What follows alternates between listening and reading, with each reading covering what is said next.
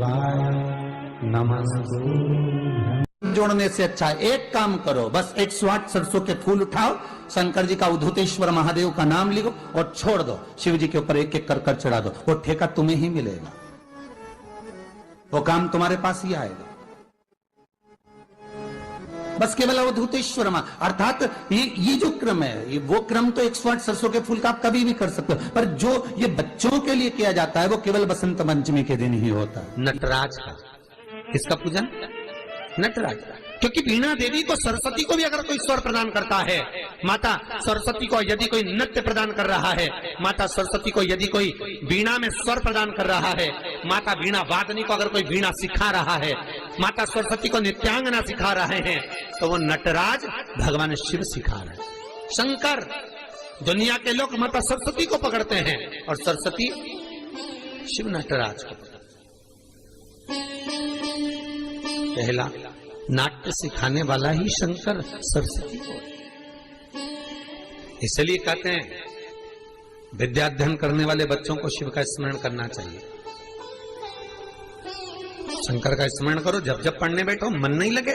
कई बच्चों की आदत रहती, किताब लेकर बैठ जाते हैं, लाइन पर इंगली भी रखेंगे, सब ध्यान करेंगे, पर याद भी तो होना चाहिए। याद कैसे हो? तो महाराज, जितनी बार विद्याध्ययन करने बैठे बच्चे, उतनी बार ओम सरस्वती का स्मरण करें। किसका स्मरण करना है? ओम सरस्वती। ओम का सल्लेखन लंबा लेवे, आखिरी में सरस्वती पर विराम कर दे। ओम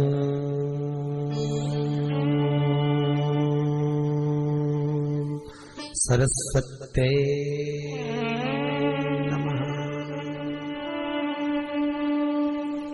ओम सरस्वती का स्मरण करिए। 5 बार बोलने के बाद बच्चा खेलते हुए भी अगर किताब में एक लाइन भी पढ़ लेगा तो वो बच्चा उस लाइन को कभी जिंदगी में भूल नहीं सकता, भले वो उस क्लास को पास करके आगे की 10 क्लास में क्यों ना पहुंच जाए, भूल नहीं सकता। सरस्वती जी का एक नाम शारदा है। क्या नाम है? जम के बोलिए जरा। शारदा। ये शारदा नाम कहां से पड़ गया? सरस्वती माता को शारदा नाम किसने दिया था? भाई नामकरण होता है तो हमारे यहाँ तो आज भी नियम है महाराज, ये बुआ कोई नाम बताती है, मामा जी कोई नाम बताते हैं और दादाजी कुछ बोलते हैं, कोई बोलेगा टिक्कू, कोई बोलेगा पिक्कू, कोई बोलेगा कुछ, सबके नाम अपने अपने रहते हैं, कोई प्रेम से क्या बोलता है। तो सरस्वती का शारदा नाम किसने प्रदान किया था? माता सरस्वती को शारदा संबोधन किसने दिया था? माता सरस्वती को शारदा का संबोधन किस समय पर प्रदान किया गया था? जिस समय पर शंकर और पार्वती भ्रमण पर निकल रहे थे और भगवान ब्रह्मदेव सरस्वती को ढूंढ रहे थे, और माता सरस्वती को ढूंढते हुए ब्रह्मा जब भगवान शंकर की साक्षी में पहुंचे हैं, तब भगवान शंकर से ब्रह्मदेव ने कहा, आप कहीं सरस्वती को देखें तो मुझे भेजिएगा, मेरे पास में भेजिएगा। शंकर भगवान ने उसी समय पार्वती से कहा, पार्वती,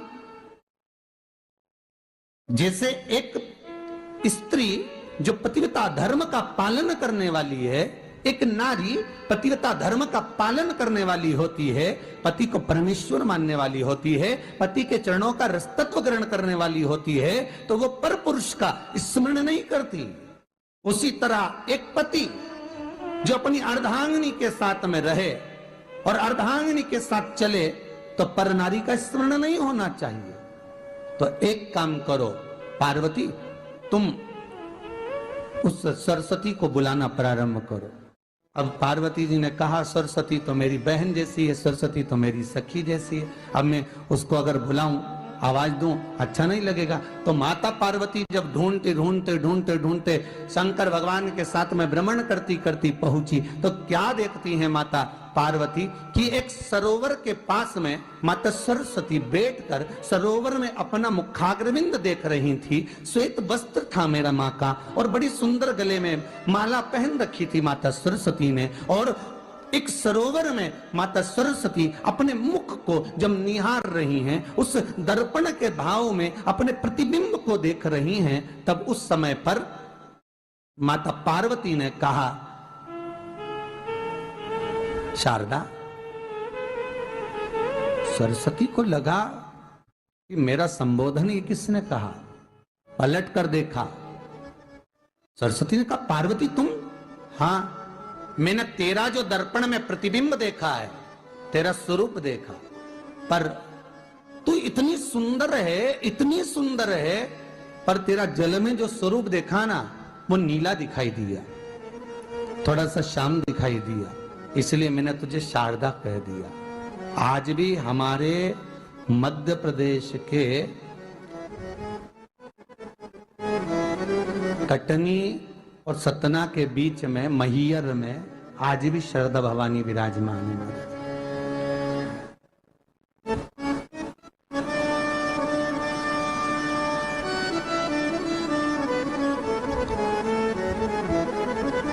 धार जिले में जाएंगे तो बाग क्षेत्र में मां बागेश्वरी, मां शारदा आज भी विराजमान। कहा सरस्वती जी पूछी पार्वती तुमने मेरे को शारदा क्यों कहा? क्योंकि तेरा जो प्रतिबिंब था वो श्याम नजर आ रहा था मुझे।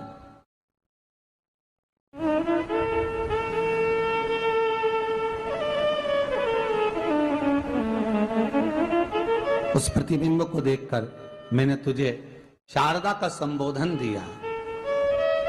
तुम्हें ब्रह्मा जी बुला रहे हैं। सरस्वती ने कहा पार्वती मैया दीदी आपने मुझे जो नाम दिया है, जगत के लोग, संसार के लोग मुझे इस नाम से जब पुकारेंगे तो ये शारदा, ये सरस्वती स्वयं उसके कंठ पर, उसके मस्तिष्क पर सदा विराजमान रहेगी, ये शारदा बनकर। इसलिए हमारे स्कूलों में, हमारे काव्य ग्रंथों में, हमारे जो कविगण रात्रि को जो काव्य पाठ करते हैं, कविता का स्मरण करते हैं, वो सरस्वती की वंदना नहीं करते, हे शारदे मां, शारदा की वंदना करते हैं।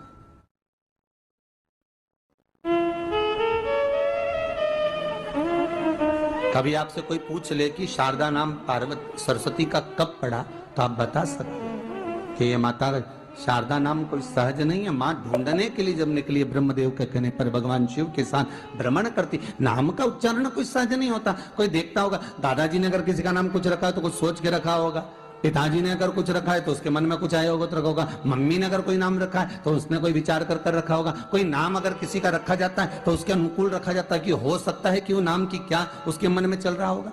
तो शारदा का संबोधन कोई सहज नहीं है। माता सरस्वती का एक नाम शारदा हुआ, इसलिए संबोधन में सरस्वती कम शारदे मां ज्यादा बोला जाता है। आप काव्य पाठ कर लो, नाम जाप कर लो, स्मरण कर लो।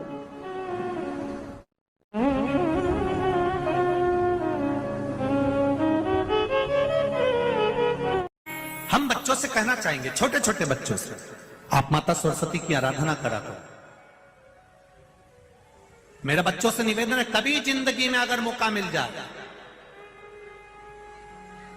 और सरसों के फूल यदि आपके जीवन में आपको कहीं से प्राप्त हो जाए, सरसों के फूल जानते हो ना, पीला कलर का होता है सरसों का फूल, आप प्रयास करो सरसों का फूल। जिस दिन माता सरस्वती का, मेरी बागेश्वरी का जिस दिन प्रागट्य उत्सव हो बसंत पंचमी का, उस समय पर माता सरस्वती का स्मरण कर कर वो सरसों का फूल आप देव अधिदेव महादेव को चढ़ाइए। जैसे माता सरस्वती को ज्ञान दिया था, वैसा मेरा महादेव आपको भी ज्ञान दे।